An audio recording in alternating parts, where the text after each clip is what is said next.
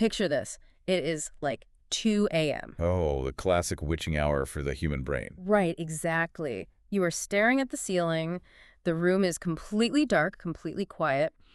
But inside your head, it is absolutely deafening. Yeah, that endless loop. You are trapped in this exhausting loop of overthinking. I mean, you're replaying a conversation from, 3 days ago. You're agonizing over a perfectly normal email you sent at noon. And somehow simultaneously stressing about a hypothetical scenario 5 years from now. Yes, a scenario that has like a 0% chance of actually happening. Yeah. And it just feels so exhausting. It feels like a flaw, like your brain is somehow fundamentally broken because it just refuses to shut off. It's a terrible feeling.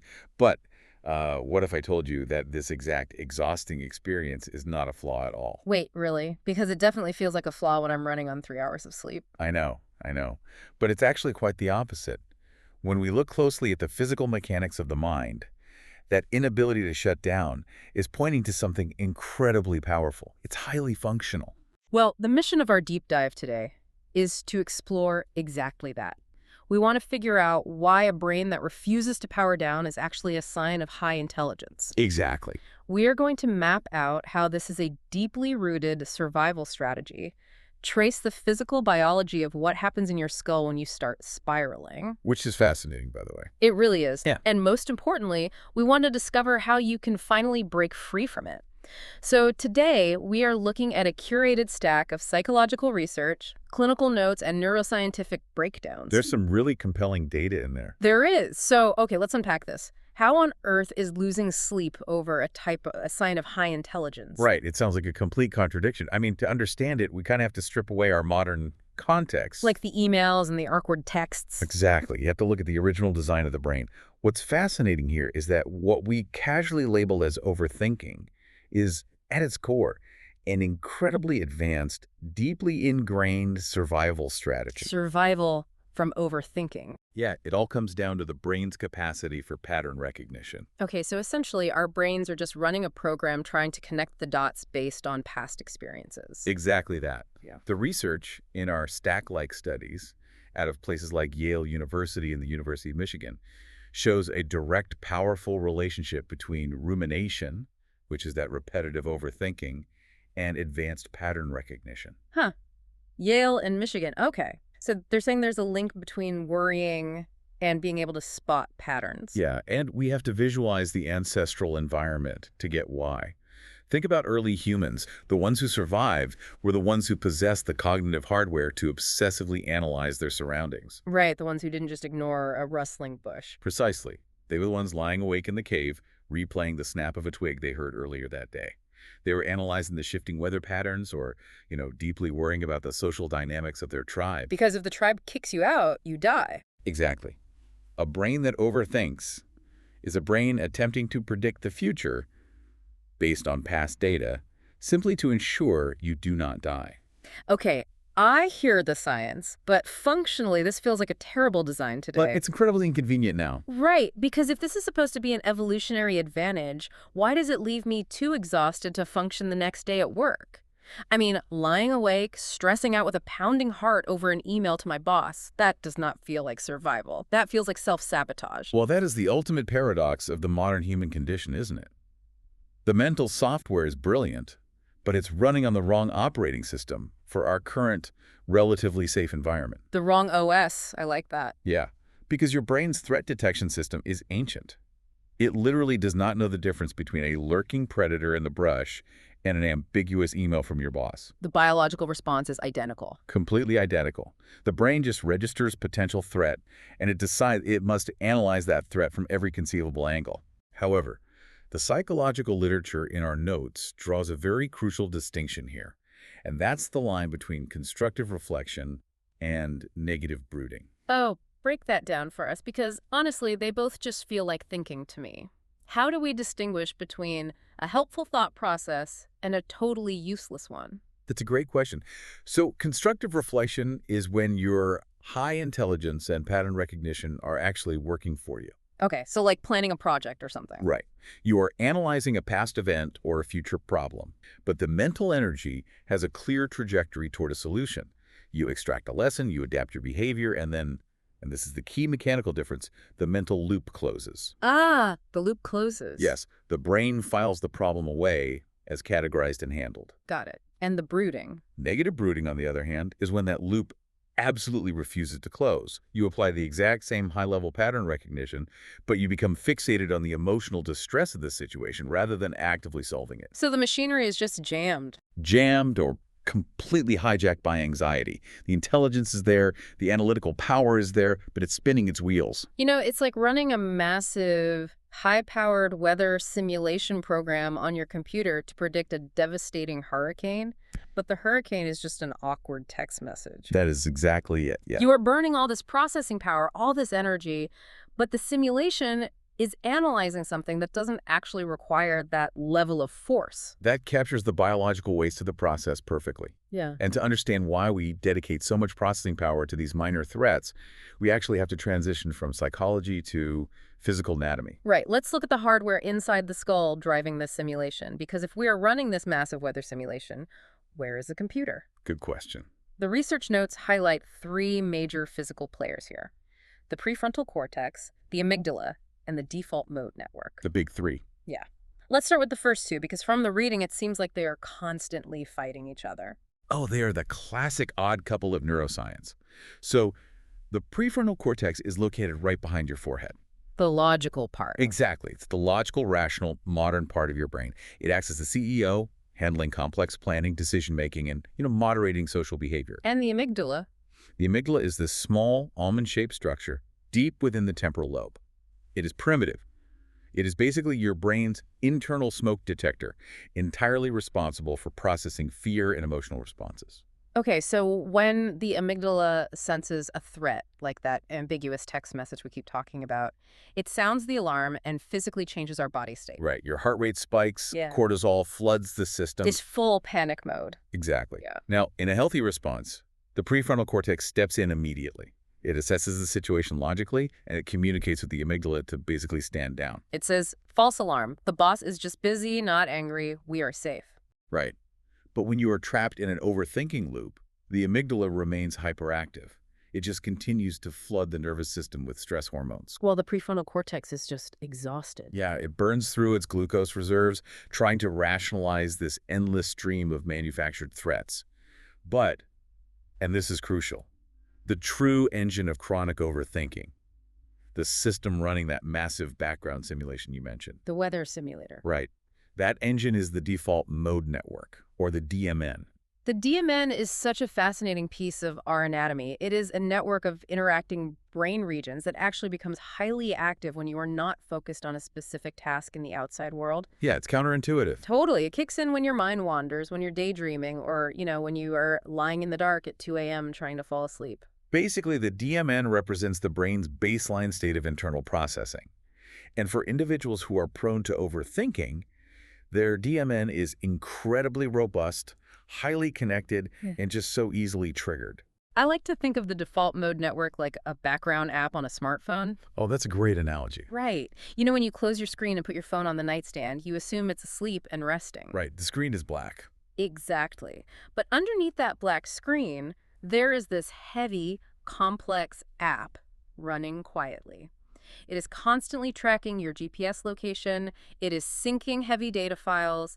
It is desperately searching for a Wi-Fi signal. Doing all the heavy lifting. Yeah, you don't see any of this happening, but when you pick the phone up an hour later, the battery is completely drained and the physical device is hot to the touch. Yep.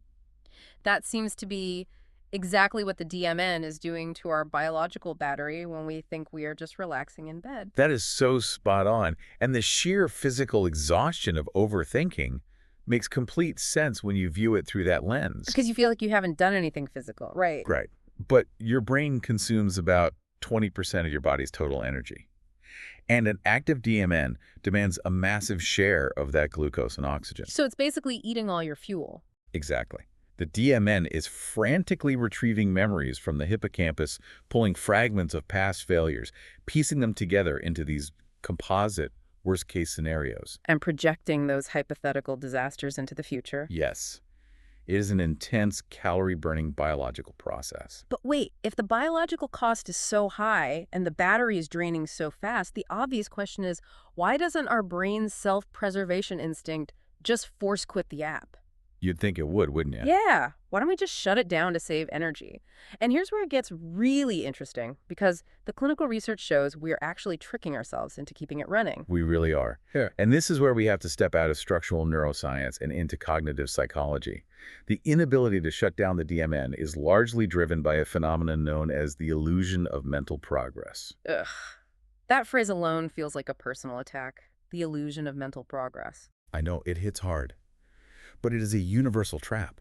You see, when we face a complex problem or an uncomfortable emotion, our natural biological drive is to resolve it so we can return to baseline. We just want to fix it. Right. But many modern problems cannot be solved in the moment. You cannot fix a complicated relationship dynamic at 2 a.m. Right. You cannot unsend the email. But the brain, demanding a resolution, basically substitutes the physical action of solving the problem with the mental action of thinking about the problem. Oh, wow. So we confuse the feeling of agonizing over a situation with actually doing productive work on it. Exactly. We convince ourselves that if we just analyze the event from enough angles for long enough, we will eventually unlock a magical solution that eliminates the anxiety. Like if I just worry harder, the problem will go away. Right. We believe the suffering is necessary work. But instead of finding a solution, we fall into analysis paralysis. The cognitive load becomes so heavy that actual decision-making or action becomes entirely impossible. But the most insidious part of this entire mechanism, from looking at the stack, is that our brain doesn't just tolerate this suffering, it actively encourages it. Our notes detail a chemical trap here, a dopamine loop. This is a really critical piece of evolutionary biology, and it surprises a lot of people. It definitely surprised me. We casually talk about dopamine as the pleasure chemical, Mm. like the hit you get from eating sugar or scrolling on your phone. But in neurobiology, dopamine is fundamentally a motivation and reward chemical. Motivation to do what, exactly? Its primary purpose is to reinforce behaviors that the brain believes are essential for your survival. Okay, but how does stressing yourself out to the point of a near panic attack trigger a survival reward chemical? That makes no sense. It ties directly back to that illusion of mental progress. Yeah. Every time your running DMN simulation uncovers a new potential pitfall, say a new reason why that email might get you fired, or a new way your friend might have misinterpreted your joke. Oh, no. Yeah. Your primitive brain registers that discovery as a massive survival win. Wait, really? It thinks it's a win? Yes. The ancient software says, "Excellent work. You just identified a hidden danger. We are more prepared now." And to ensure you keep looking for dangers, it releases a microdose of dopamine to reward your vigilance. That is wild. We are literally being chemically rewarded for making ourselves miserable. The brain is treating anxiety like a successful hunt. Exactly. And that dopamine hit reinforces the neural pathways. The basic principle in neuroscience is neurons that fire together wire together. Right. The more you do it, the stronger the connection gets. Exactly. The more you loop through the anxiety, the more efficient the brain gets at running the simulation. You feel the initial anxiety, the DMN spins up to analyze it, you find a new hypothetical threat, you get a dopamine reward that gives you a false sense of progress. And that reward validates the entire process. Yes. So you start the loop all over again. If we connect this to the bigger picture, this deeply ingrained neurochemical loop is exactly why clinical psychology identifies this state as maladaptive rumination. Maladaptive rumination. It is an evolutionary survival mechanism, hijacked by the default mode network's background processing and locked into a self-sustaining cycle by dopamine. Yep. That is a terrifyingly perfect storm. It really is. Yeah. And it explains why chronic overthinking feels so impossible to stop by sheer willpower alone. Because you're fighting biology. You are fighting millions of years of evolutionary programming that is actively rewarding you for your own distress. Okay, so we have successfully mapped the trap. We know why we do it. It's an intelligent survival strategy based on pattern recognition. Right. We know where it happens, the battle between the amygdala, the prefrontal cortex, and the massive energy drain of the DMN. And we know why we can't just stop the illusion of mental progress and the dopamine loop. The whole picture. Right. But understanding the trap does not magically pull you out of it. If logically arguing with my own brain doesn't work, What am I supposed to do? Just let the anxiety run wild until I pass out? Well, the natural instinct is to try and outthink the overthinking, right? Yeah, of course. You try to use your rational prefrontal cortex to logically debate the anxious amygdala. You tell yourself, stop worrying, it's fine, the boss isn't mad. Which never works. Never. Because the amygdala does not process language or logic, it processes biological states. Arguing with a thought just feeds more data into the DMN's simulation. Oh, man. So trying to fix it makes it worse. Often, yes. To break the loop, we have to look at the specific therapeutic techniques outlined in our clinical stack. The first major approach comes from acceptance and commitment therapy, commonly known as ACT. Yeah, ACT. And it utilizes a specific technique called cognitive diffusion.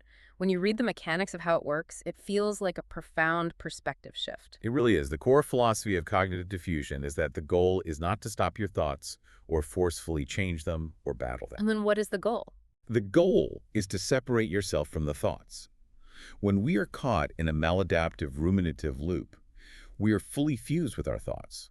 We operate under the subconscious belief that because we are thinking a scenario, it must be objectively true, and it must require urgent action.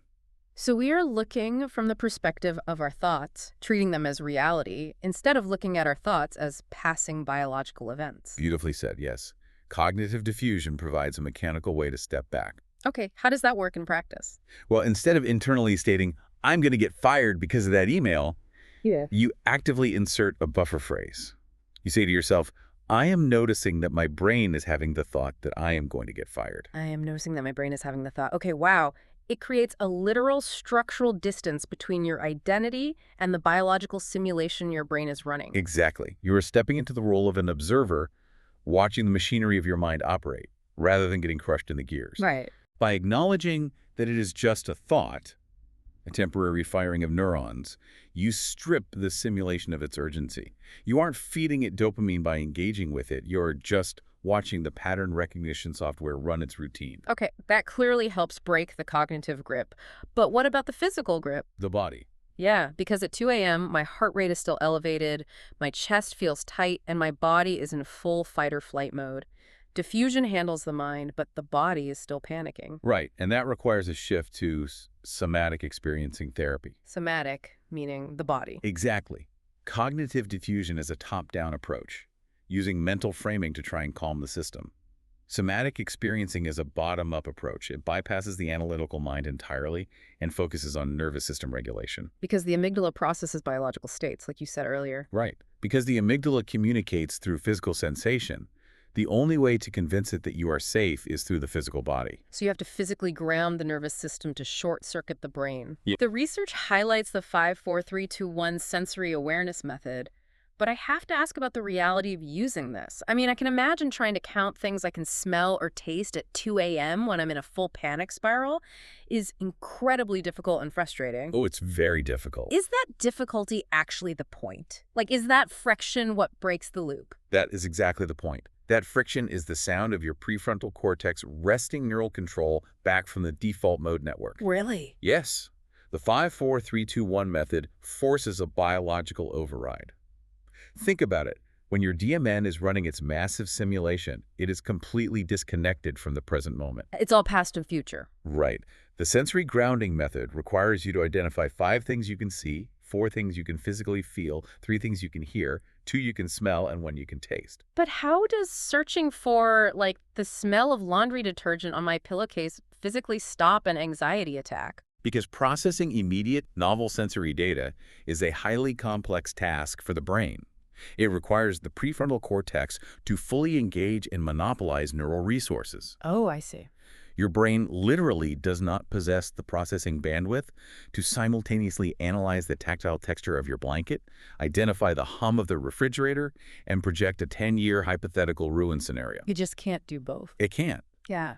By forcing the brain to process real-time physical data, you are actively starving the DMN of the blood flow and electrical activity it needs to run the anxiety simulation. Wow, you are literally stealing the power cord from the background app to run the camera and the microphone instead. That is a perfect way to put it. You shatter the illusion of mental progress, halt the dopamine release, and send a massive, undeniable biological signal to the amygdala that right here, in this physical space, in this exact second, there is no predator. you are safe. That is incredible. So what does this all mean for you, the listener, who is exhausted and just wants to rest tonight? It means an entirely new relationship with your own mind. Let's trace the journey we've taken today. If you are someone who struggles with an endless internal monologue, the first thing you must internalize is that your hardware is not broken. Not at all. Your overthinking is a highly intelligent evolutionary survival strategy. It is your brain utilizing advanced pattern recognition to protect you. It's just trying to keep you alive. Right. But due to our physical anatomy, the wandering DMN, and the hypervigilant amygdala, we fall into a trap.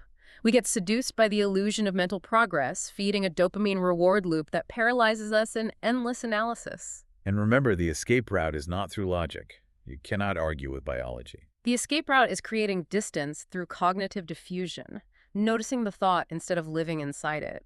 And it is achieved through bottom-up somatic techniques, forcing your brain to process immediate sensory data, which physically starves the anxiety engine of its fuel. Recognizing this invisible machinery really is the first step to letting go of that weight and regaining your peace of mind. You do not have to be a helpless passenger to your own survival instincts. Such a powerful takeaway. And, as we conclude our analysis of these mechanisms, this raises an important question to carry with you. I'd love to hear it. Well, we have established that our brains evolved this incredible, energy-hungry pattern recognition software to survive immediate physical threats in a dangerous wild. But in our modern, relatively safe world where you don't have to scan the brush for predators, Right. does our highly intelligent mind somehow feel underutilized? Do we subconsciously invent mental threats, like overanalyzing a harmless text message, simply to give our incredible survival software something to survive? Oh, wow. That is a thought that will definitely keep me up tonight. Sorry about that. No, it's fascinating, but at least now I know exactly how to starve the simulation and bring myself back down. Thank you so much for joining us on this deep dive. Next time you find yourself staring up at the ceiling at 2 a.m., remember, your brain is just trying to protect you. Acknowledge the alarm, ground your senses in the room, and let those heavy background apps finally go to sleep. We'll catch you on the next deep dive.